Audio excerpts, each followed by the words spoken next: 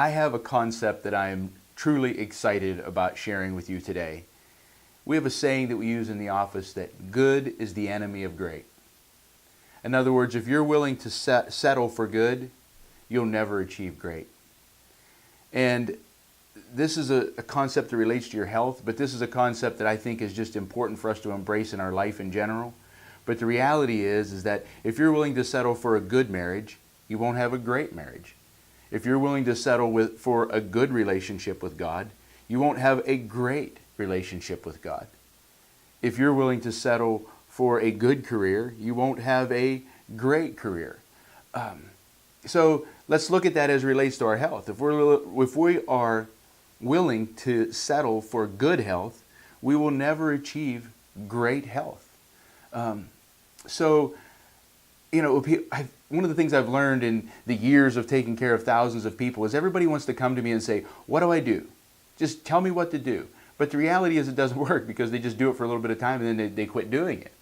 And so what is really more important is to transform our thinking about health and well-being and what it is we're really trying to accomplish.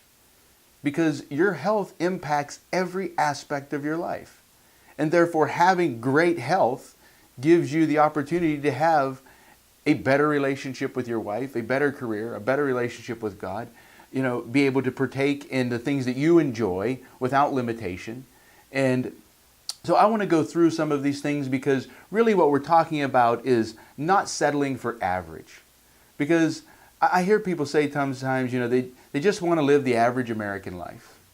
Well, in the big context of the world, the average American life is phenomenal.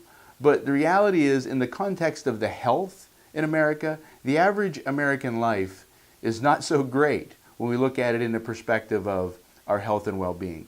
So I'm going to reference some things here just so I can make sure the information I give you is accurate. But over half of the entire population of America has a chronic illness. Over 80% of our workforce has a chronic illness. Chronic illness is responsible for 9 days of absenteeism per employee per year and up to 91 days of lost productivity per employee per year.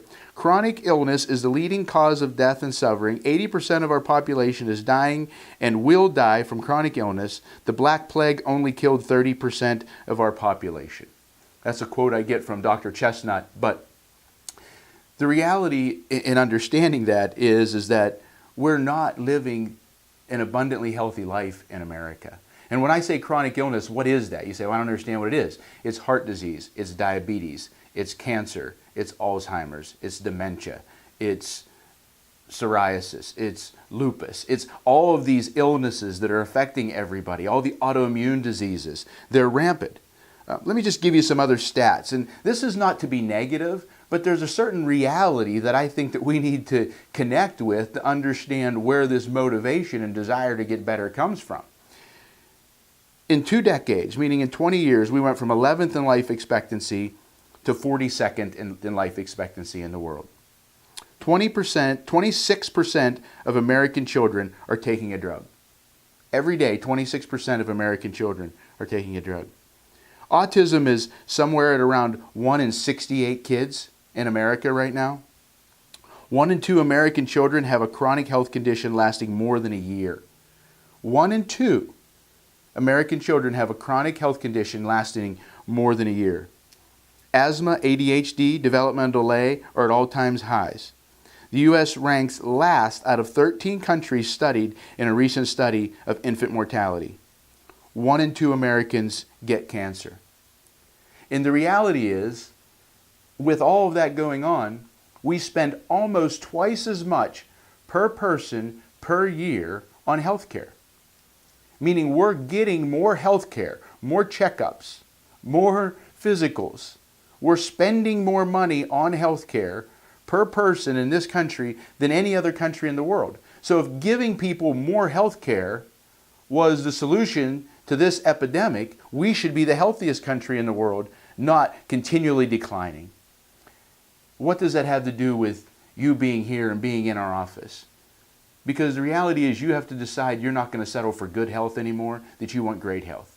And great health means that you're just not going to be able to wake up and do what everybody around you is doing. Because what everybody around you is doing is giving us these statistics right here. You have to do something above and beyond that. Which means maybe everybody isn't coming in and getting their regular chiropractic adjustments to keep their spine and their nervous system healthy. Should they? Yes, but maybe they're not. And that's why these statistics are the way they are. Maybe everybody isn't eating in a way that's healthy and produces vitality in their body. And that's what's producing these results. Maybe we're not moving our bodies and exercising enough. And that's what's creating the statistics that you're reading. Maybe we're not doing things to invest in our relationship with God and building that spiritual relationship and understanding why we're on this planet and what it is we're here to do and how we can be of value and be of service to fellow human beings. You see, all of these things are part of health. Health isn't just about the X's and O's. It's about how we think about our existence and then what actions we take to do that. So a wellness lifestyle is critically important to you changing what your health looks like at 30, 40, 50, 60, 70 years of age. I hope this empowers you to make a shift in your thinking, which empowers you to make a shift in your actions. I look forward to seeing you on your next wellness adjustment.